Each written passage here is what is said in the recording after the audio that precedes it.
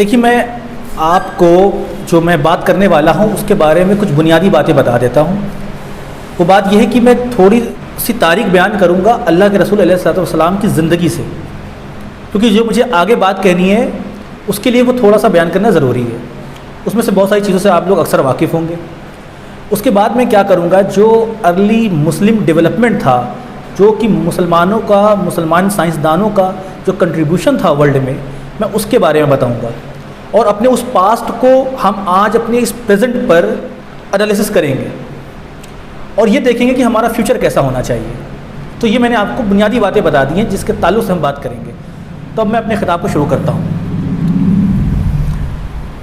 دیکھیں، ہم یہ بات جانتے ہیں اور ہم یہ بات مانتے بھی ہیں، ہمارا ایمان ہے کہ جو زمین ہے، یہ جو آسمان ہے، یہ پورا یونیورس، یہ کائنات، جو کچھ ہم نے دیکھا ہے یا جو کچھ انسان دیکھے گا یا جو کچھ انسان سے چھپا ہے یا چھپا رہ جائے گا، ہر چیز کا مالک اور خالق بنانے والا وہ ایک ہے، اس کا کوئی پارٹنر نہیں ہے، جسے ہم اللہ کہتے ہیں۔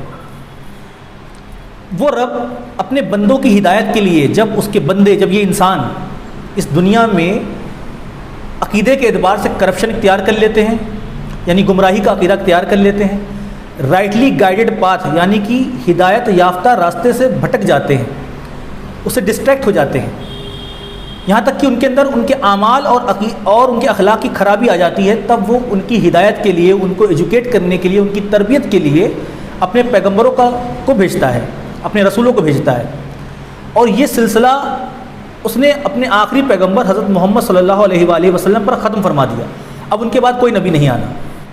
یعنی کہ میں یہ بات اس لیے بتا رہا ہوں کہ اللہ کے رسول علیہ الصلوۃ والسلام سے پہلے جتنے بھی پیغمبر آئے ان کی دعوت بھی ایک کریٹر کے ہونے کی دعوت تھی، یعنی ہم سب کا مالک ایک ہے، ان کی دعوت یہی تھی۔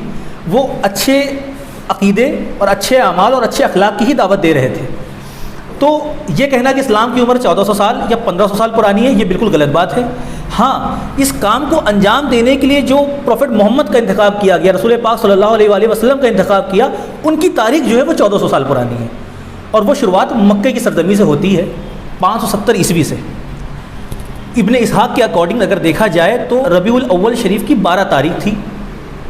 یہی وہ دن ہے جس دن دنیا کے اکثر مسلم ممالک اور غیر مسلم ممالک میں رہنے والے مسلمان اس دن کو مولد النبی کے نام سے مناتے ہیں۔ اللہ کے رسول علیہ الصلوۃ والسلام کی پیدائش سے پہلے ہی آپ کے والد عبداللہ کا انتقال ہو گیا تھا، اور آپ کی عمر جب 6 سال تھی تب آپ کی والدہ کا انتقال ہو گیا تھا۔ اس کے بعد آپ کی پرورش آپ کے دادا عبد المطلب نے کی، اور ان کے بعد آپ کی پرورش آپ کے چاچا ابو طالب نے کی۔ اپنی بالکل بیٹے کی طرح پرورش کری، وہ ان کو بہت چاہتے بھی تھے۔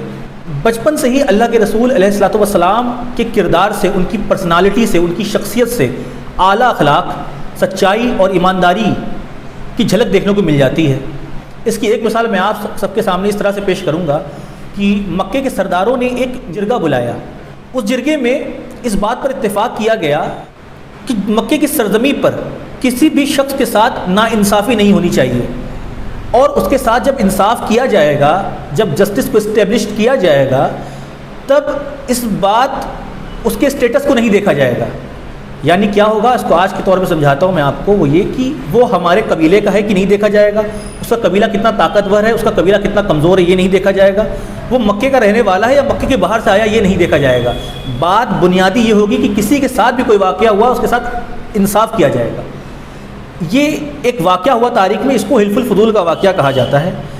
آپ کو میں بتاؤں، اللہ کے رسول علیہ الصلوۃ والسلام کی عمر غالباً اس وقت 15 سال یا 20 سال ہوگی، اور آپ نے اس پیکٹ میں حصہ لیا، آپ نے اس میٹنگ میں پارٹیسپیٹ کیا تھا۔ مکہ کے لوگ آپ کو صادق اور امین کے نام سے جانتے تھے، یعنی سچا اور ایماندار کہتے تھے، اس سے آپ لوگ واقف ہیں۔ 40 سال کی عمر میں آپ کے اوپر وحی کا سلسلہ شروع ہوا، جو تقریباً 23 سال تک رہا۔ وحی الہی جو نازل ہوئی ہے، اس کلام اللہ کو ہم اور آپ آج قرآن کی شکل میں دیکھتے ہیں۔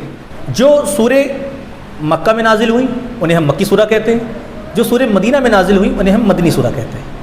ٹھیک ہے، ہم لوگ یہاں تک کلیئر ہیں، سب بیسک باتیں، آپ لوگ تو ماشاءاللہ پڑھے لکھے لوگ ہیں، آپ لوگ تو جانتے بھی ہیں، پھر بھی میں یہ باتیں بتا دیتا ہوں۔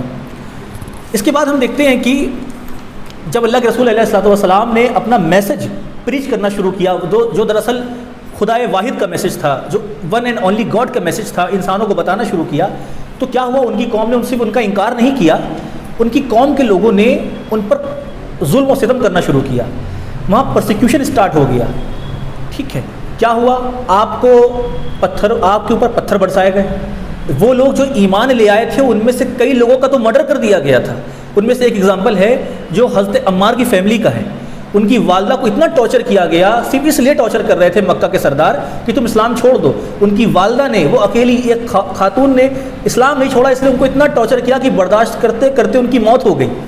اللہ ان پر رحمت فرمائے، اللہ ان سے راضی ہے بے شک. تو گویا کیا ہوا کہ اسلام کی پہلی شہیدہ ایک شہید خاتون ہوئی. اس کے بعد ہم کیا دیکھتے ہیں کہ بہت سارے صحابیوں کے اوپر ٹارچر کیا گیا. حضرت بلال کا واقعہ سے ہم لوگ بالکل جانتے ہیں ان کے بارے میں کہ آپ کو جلتی ریت میں لٹایا گیا اور آپ کو لٹانے کے بعد آپ کے سینے پتھر رکھا گیا اور کہا جاتا کہ آپ اللہ اور اس کے رسول کے بارے میں بری باتیں کہیں.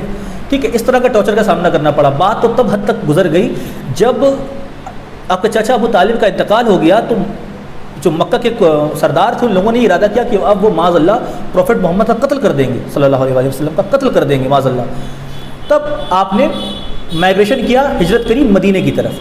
جب آپ ہجرت کر کے مدینہ شریف پہنچے تو جو لوگ مدینے کے لوگ مسلمان تھے انہیں انصار کہتے ہیں ہم، اور جو یہاں سے اللہ کے رسول علیہ الصلوۃ والسلام کے ساتھ تشریف لے گئے تھے وہ مہاجر کہلائے. جب یہ ہو گیا تو پہلی بار ایک ایسا وقت آیا، آپ سمجھیے تاریخ میں، جب مسلمان اپنی پاپولیشن کے اعتبار سے ایک ڈومیننٹ گروپ تھے، ایک بڑی جن سنکھیا میں تھے. تو کیا ہوتا ہے وہاں پر اللہ کے رسول علیہ الصلوۃ والسلام نے کہ مسلمان کس طرح سے پرسکون رہیں، اطمینان کے ساتھ رہیں، اس لیے ایک چارٹر تیار کیا. اس لیے ایک چارٹر کو اسٹیبلش کیا. اس کو ہمارے تاریخ میں، اس کو ہمارے کتابوں میں بولا گیا ہے میثاق مدینہ، کانسٹیٹیوشن آف مدینہ. اس کی خاصیت میں آپ کو بتاتا ہوں. آپ دیکھیے پیغمبر اکرم صلی اللہ علیہ وآلہ وسلم کے بارے میں کہ آپ نے اس میں ایسے رولز بنائے کہ مسلم اور جیوز اور وہاں جو آس پاس رہنے والے کرسچن تھے وہ سب مل جل کر پیس کے ساتھ رہ سکتے ہوں، یعنی سبھی کو سیم رائٹس پر جو ہے وہ پرووائڈ کرے گئے. یہاں تک تو ہم ایک واقعہ بیان کر چکے ہیں. لیکن اس کے بعد کیا ہوا؟ وہ لوگ جو مکہ میں اللہ کے رسول علیہ الصلوۃ والسلام کو قتل کرنا چاہتے تھے ان کی کوششیں کبھی ختم نہیں ہوئی. وہ ایسی کوششیں کرتے رہے کس طرح سے وہ اس میسج کو روک دیں. گویا اللہ کے رسول علیہ الصلوۃ والسلام نے بھی کچھ تدبیریں اختیار کری ان کی کوششوں کو اوپر نظر رکھنے کے لیے. لیکن ایک ایسا وقت آیا تاریخ میں جب جنگ بدر ہونی پڑی، جب غزوہ بدر ہوا